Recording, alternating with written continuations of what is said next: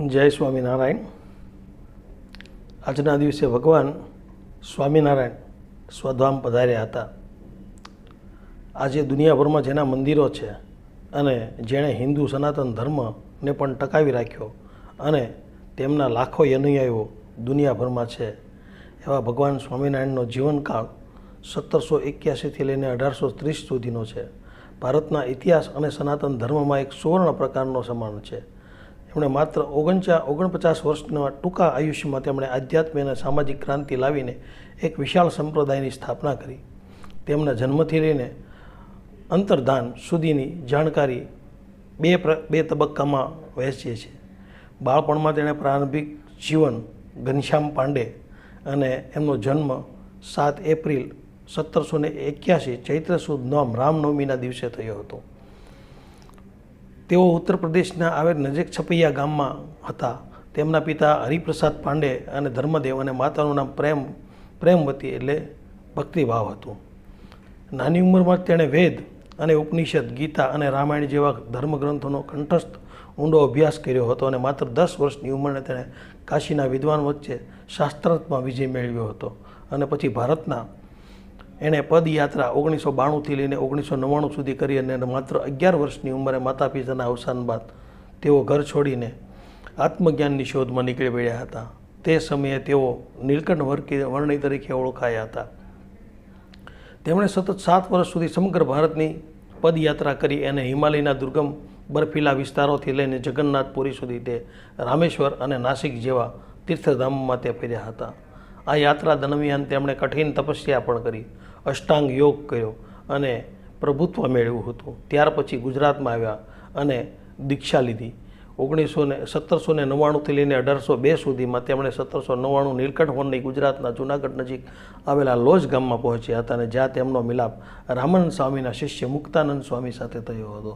અને પીપલાણા ગામે નીલકંઠ વર્ણીની મુલાકાત સદગુરુ રામાનંદ સ્વામી સાથે થઈ હતી અને રામાનંદ સ્વામીએ તેમને તેજથી અને તેમના પ્રભાવિત થયા હતા અને તેમને દીક્ષા આપી હતી. પછી 2 નામ આપ્યા હતા, સહજાનંદ સ્વામી અને નારાયણ મુનિ. પ્રતિયાગ એટલે કે જેતપુર ખાતે રામાનંદ સ્વામીએ પોતાની ગાદી માત્ર 21 વર્ષના સહજાનંદ સ્વામીને સોંપી હતી અને તેના ઊંડા થોડા જ સમય બાદ રામાનંદ સ્વામી અંતર્ધ્યાન થયા હતા. સ્વામિનારાયણ મંત્ર અને તેમના સંપ્રદાયની સ્થાપના પણ તેણે કરી હતી. ગાદી સંભાળ્યા બાદ સહજાનંદ સ્વામીએ ફેણી ગામના પ્રથમ વખત ભક્તોને સ્વામિનારાયણ મહામંત્ર આપ્યો અને ત્યારથી તેઓ ભગવાન સ્વામિનારાયણ તરીકે પૂજાવા લાગ્યા અને એ સંપ્રદાય આજે સ્વામિનારાયણ સંપ્રદાય તરીકે ઓળખાય છે.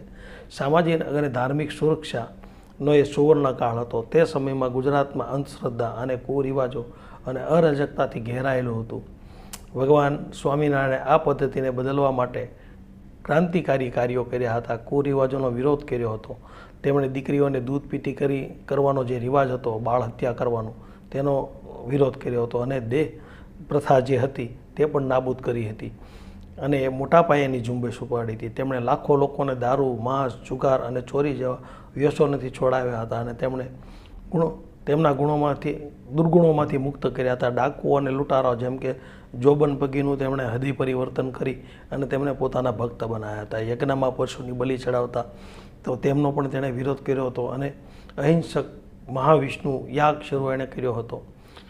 ત્યાર પછી એણે શિક્ષાપત્રીનું લેખન કર્યું. તેમણે ભક્તોને આચાર વિચાર અને શિક્ષાપત્રી નામના 212 શ્લોકોના આચાર સંહિતા ગ્રંથની રચના કરી હતી, જે આજે સંપ્રદાયનો મૂળભૂત ગ્રંથ છે.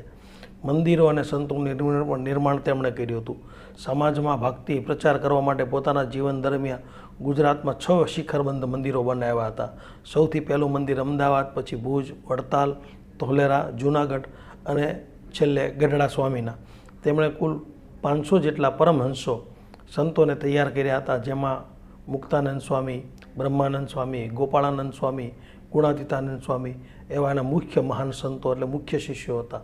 આ સંતોએ ઉત્કૃષ્ટ સાહિત્ય અને કીર્તનોની રચના કરી હતી અને પછી તેમણે અંતિમ સમય 1830માં ભગવાન સ્વામિનારાયણે પોતાના જીવનના મોટા ભાગનો સમય ભાવનગર જિલ્લાના, જે હાલ અત્યારે બોટાદ જિલ્લામાં આવે છે, તે ગઢડા ગામમાં દાદા ખાચરના દરબારમાં વીત્યા આવતો અને પોતાનું કાર્ય જેના માટે જન્મ ધર્યો હતો તે પૂર્ણ થતાં 1 જૂન 1830 જેઠ સુદ દશમના રોજ તેઓ ગઢડા ખાતે પદ્માસન લગાવી અને માનવ દેહનો ત્યાગ કરી અને સ્વધામ એટલે અક્ષરધામ પધાર્યા હતા. ટૂંકા સમયમાં કહીએ તો ભગવાન સ્વામિનારાયણ એ એકમાત્ર ધાર્મિક ગુરુ નહોતા, પરંતુ મહાન સમાજ સુધારક પણ હતા, જેમણે ગુજરાતની ધરતી પરથી અજ્ઞાન અને અંધકારને દૂર કરીને સદાચારનો નવો સૂરજ ઉગાડ્યો હતો. આવા ભગવાન શ્રી સ્વામિનારાયણ હતા અને આ એમના જીવનનો ટૂંકો પરિચય હતો. જય સ્વામિનારાયણ.